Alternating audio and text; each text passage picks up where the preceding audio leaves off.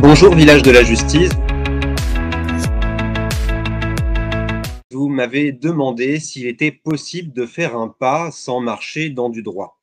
Sans grande surprise, à mon sens, la réponse est négative. Il n'est pas possible de faire un pas sans marcher dans du droit. Par exemple, tous les pas que vous faites dans la vie, de votre naissance à votre mort, des premiers pas aux trépas, sont régis par le droit des personnes. Les petits pas que vous faites à l'école relèvent du code de l'éducation.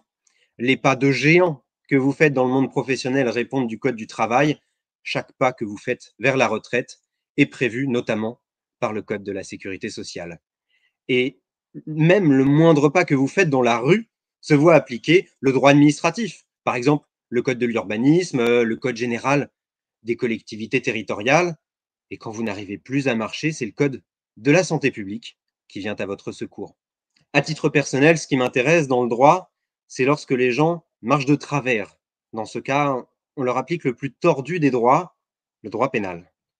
À titre encore plus personnel, je cultive le fait de ne marcher dans les pas de personne, y compris dans le droit, et de trouver mon propre chemin. En prenant le contre-pied de ce qu'on attendait de moi, j'ai récemment publié chez Henrik B Éditions l'ouvrage Dans la peau des criminels qui traite des tatouages des hors-la-loi qui ont fait un ou plusieurs faux pas. Et là aussi, encore, il y a du droit. Pour moi donc, le plus important dans le droit, c'est de trouver chaussure à son pied droit, évidemment.